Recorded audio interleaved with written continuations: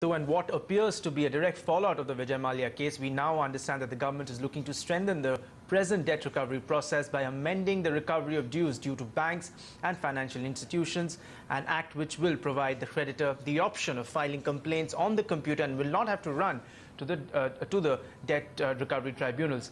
Sapna Das, who first broke that story, now joins us with the details. Sapna, we understand that there's also a timeline set for the tribunals to pass their final order. What more can you tell us?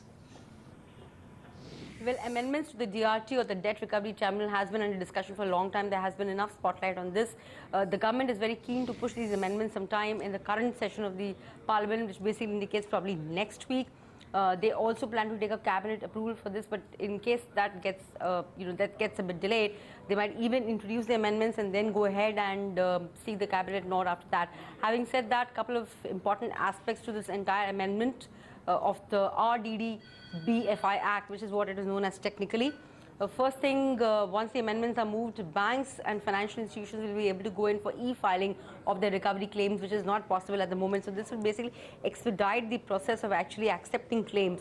Second, of course, in terms of the fact that the final order of the DRT will have to come in within 30 days of the hearing.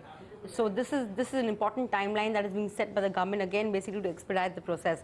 The third aspect, of course, is that secured creditors, and there has been a lot of discussion on this front also, secured creditors will get the first priority against other claimants. The fourth aspect that they're looking into it, of course, is the fact that also within the hearing in two hearings itself, the entire case will have to be kind of wound up.